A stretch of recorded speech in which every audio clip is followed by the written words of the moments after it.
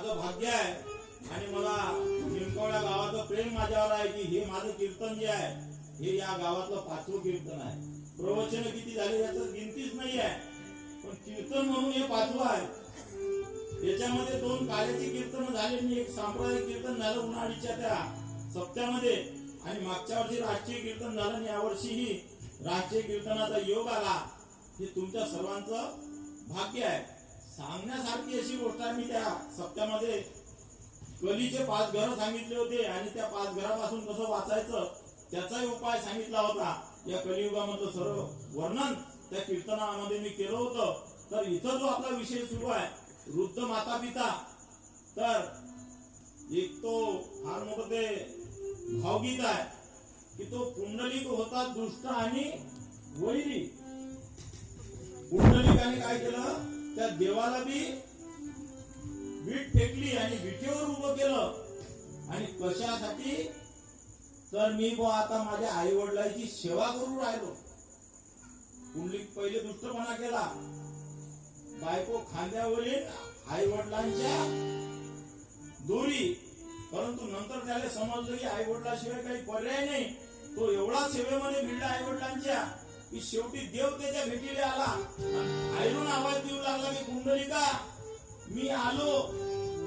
पुंडलिक म्हणे कोण आहे, म्हणे बा मी देव आहो ना. देव म्हणे देव आहेस का, देव म्हणे हो मी देवच आहो, पण म्हणे मी फार भारी कार्यक्रमात उभे राहून आई वडिलांची सेवा सुरू आहे. मग म्हणे मी कसं करू. पुंडलिकानं धरली वीट आणि फेकली आणि सांगितलं की या विटेवर उभा राहा. जे पुंडलिकानं फेकलेली वीट आहे ती अजूनही तीच वीट आहे आणि उभा राहिलेला पंढरीनाथ हा पुंडलिकानं फेकलेल्या विटीवर उभा आहे. परंतु सामर्थ्य काय, तर आई वडिलांची सेवा केली म्हणून देव आला. आणि काही लोक जर आई वडिलाला सोडून तीर्थाईने हिंडत असतील तर सारा कारभार फेल आहे आणि उघड्या त्या पालत्या घावीवर पाणी टाकण्यासारखा आहे. म्हणून सगळ्यात महत्वाची आहे आई वडिलांची सेवा. आई वडिलांची सेवा करत नसाल तुम्ही, एक लोटा जल आणि सारी समस्या का हल हे करत असाल, आणखी वेगवेगळे ध्यान करत असाल, प्रार्थना करत असाल, हरिपाठ काकडा भागवत ऐकत असाल आणि घरी जर आई वडिलांची सेवा करत नसाल तर सारा कारभार फेल आहे. नांदेडची एक गोष्ट सांगेल आणि तो विषय थांबेल. नांदेडची गोष्ट अशी आहे, प्रत्येक आई वडिलाला वाटते की माझा मुलगा साहेब झाला पाहिजे, माझ्या मुलानं 1,00,000, 1,50,000, 2,00,000 रुपये महिन्याचे कमावले पाहिजे, त्याची पत्नी त्याचे मुलं आनंदात असले पाहिजे आणि नंतर आम्हाला समाधान वाटेल, असं प्रत्येक आई वडिलाला वाटते. कुणाला असं वाटत नाही की आपला मुलगा त्यानं डवरे दाबले पाहिजे आणि त्यानं सोयाबीन सोंग्यात राखण दिवस एक केला पाहिजे, असं कोणाच आई वडिलाला वाटत नाही. मग हे परिस्थिती येऊ नये म्हणून ते आता नवीन आलं कॉन्व्हेंट सिस्टीम, त्याला इंग्रजीचं शिक्षण, त्याला ते कपडे एकदम अप टू डेट, त्याला शाळेत जायला गाडी.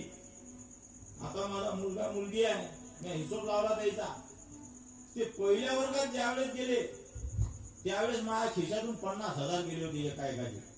किती? 50,000 एका एकाचे गेले. पहिल्या वर्गात जायलो, कारण पहिल्या वर्गात जायसाठी पहिले नर्सरी, KG1, KG2 पण मग येते फर्स्ट. ताप असता म्हणतात की आता हा पहिल्या वर्गात गेला. पण जेव्हा मी हिशोब लावला गाडीचा खर्च, त्याचा कपड्याचा, त्याचं ते ट्युशन, त्याच्या त्या शाळेची फी, एकासाठी 50,000 रुपये गेले होते. तर ते पहिलीत गेले आणि आम्ही आमचा हिशोब लावला त्या पहिलीत जायचा. तर पहिलीत तर फुकटच गेलो आम्ही, बबलू भाऊ, मी, संजीव भाऊ, तुम्ही सगळेच. आणि तिथं पहिल्या वर्गात गेल्यानंतर एका महिन्याला 1 रुपया मागत जाय मास्तर, एका महिन्याला 1 रुपया मागत जाय. आणि ते बी आपल्या आई वडील म्हटलं की ते आता 1 रुपया द्या लागते शाळेत, 12 महिन्याचे 12 रुपये घेतात फक्त ते. तरी आपल्या आई वडील बरं आज नाही गळ्या 4-5 दिवस तो 1 रुपया द्यायला आपल्याला लावत. शाळेत गेला की मास्तर पहिले म्हणजे आणला का रुपया, म्हणजे रुपयाचाही बजेट मानसिकता नव्हती द्यायची. आणि आज 50,000 रुपये असे सहज काढून दिला तो खिशातून. काहून? आमचा मुलगा मागं नाही राहायला पाहिजे. एक रेस लागलेली आहे, एक स्पर्धा लागलेली आहे धावण्याची. जर त्या स्पर्धेमध्ये तुम्ही धावसाल तरच तुमचा मुलगा, तुमची मुलगी त्याच्यामध्ये टिकेल, नाही तर त्या रेसमधून एकदा का बाहेर पडला की मग तो त्याचा आटोपला कार्यक्रम, त्याला नोकरी नाही, त्याला काही बजेट नसते, म्हणून त्या रेसमध्ये ते धावतात आणि ते आई वडील होईल होईल ते सरळ त्या मुला मुलीसाठी खर्च करतात, खूप खर्च करतात. तसंच एका मुलासाठी आपल्या वडिलांनी नांदेड मधली कहाणी आहे, त्यांनी खूप पैसा लावला त्या मुलाला, पैसा लावला, तो फार शिकला, शिकल्यानंतर विविध परीक्षा दिल्यानंतर त्याला नोकरी लागल्यानंतर फार उच्च अशी नोकरी लागल्यानंतर तो विदेशात गेल्यानंतर त्यानं तशीच बायको केली, कारण ते जशाला तसं लागते दादा, डॉक्टरीन मास्टरीन तसे त्याने विदेशात जाणारी एक पत्नी करून घेतली. ते फार सुखामध्ये राहत होते पती पत्नी, आणि त्यांचे आई वडील अशा एका खेड्यामध्ये नांदेड जिल्ह्यामध्ये आपलं जीवन व्यतीत करत होते.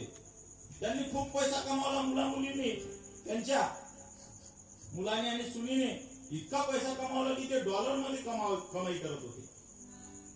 विदेशामध्ये काय माहित आहे का, 2,500 रुपये घंटा ड्रायव्हरला मोबदला भेटतो. एक तासभर जर गाडी चालवली तर त्याला 2,500 रुपये भेटतात, 2,500 एका तासाचे. एवढे तिकडे पैशाचा विषय आहे. परंतु मग ते जे आपलं टमाटर असते ना, सिंगल एक टमाटर 50 रुपयाला भेटते तिकडे, सारखाच विषय आहे तो, पण ते आपल्या लक्षात नाही येत. कारण आमच्या गावाचे 2-4 जण अमेरिकेत माझ्यासोबतचे हॉस्टेलात राजदादाची आदिवासी हॉस्टेल आहे खामगावले, माझ्यासोबत जे होते ते आज अमेरिकेत आहेत. त्याने म्हटलं काय बा हा कसा काय बजेट आहे, हिवरगडचा सौरव गेला होता. सौरव म्हणे आपण जर एखाद्या ठिकाणी गेलो चहा घ्यायले तर तो चहा कमीत कमी 1,000 रुपयाला पडते म्हणे आपल्याला. म्हणजे तो लय कमावून राहिला, परंतु ते गमावणं बी तसंच आहे. त्यांनी खूप पैसे कमावले. इकडे आई वडील यांचं वय जास्त होत होतं, मग त्यांच्या वय जसं जसं वाढते तसे आजार पण या शरीराला जडतात, हे बिमार पडू लागले. त्यांच्याशी फोनवर कॉन्टॅक्ट होत होता मुलासोबत, सुनेसोबत, नातवांसोबत. ते म्हणत तुम्हाला पैसे किती पाहिजे सांगा, फक्त पैसे किती पाहिजे, 1 लाख पाठवू, 5 लाख पाठवू. नाही म्हणे आम्हाला पैसे तर आहे आमच्याकडे, फक्त आमची इच्छा आहे की तुम्ही एक वेळ येऊन आमची भेट घ्या.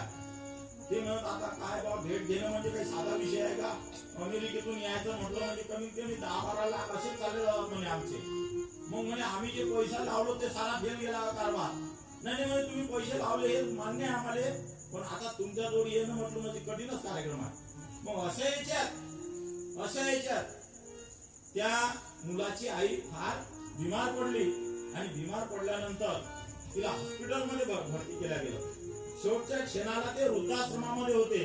त्या वृद्धाश्रमवाल्यांनी तिला हॉस्पिटलमध्ये नेलं, आणि त्या वृद्धाश्रमवाल्यांनी फोन लावला त्या मुलाला की गळ्या तुझ्या आईची आता शेवटचे काही दिवस राहिले, शेवटची घटिका जवळ आलेली आहे, तुझ्याच्यानं येणं होत असेल तर ये.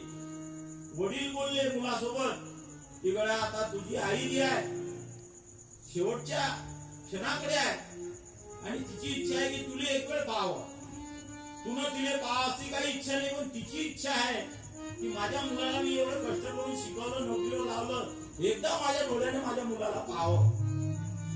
परंतु तो म्हणे बाबा मी आलो काय आणि नाही आलो काय, मी आलो तरी आई एकदा जाणारच आहे, मी नाही आलो तरी सुद्धा आई जाणारच आहे, असे त्या मुलाचे शब्द होते. आणि हे शब्द निघाव नाही म्हणून संस्काराची जोर मुलांवर मुलींवर टाकावा लागेल. शेवटी त्या मातेला खाली धरलं तरी त्या मातेचं म्हणणं एकच होतं की माझ्या मुलाला एक वेळ पाहायचं आहे. वडिलांनी सांगितलं की आता एकदम शेवटचा घटका आलेली आहे, सगळ्यात शेवटी खाली धरतात तो प्रकार झालेला आहे, तू फक्त एकदा ये. तो म्हणे बाबा त्या डॉक्टर सोबत बोलला की जे तुम्हाला जे काही करायची आहे प्रक्रिया ते करा, तुम्हाला किती पैसे पाहिजेत मी फोन पे न पाठवतो, माझ्या आईची तुम्ही ट्रीटमेंट करा. परंतु तो आला नाही, आणि त्या आईनं शेवटचा श्वास घेतला.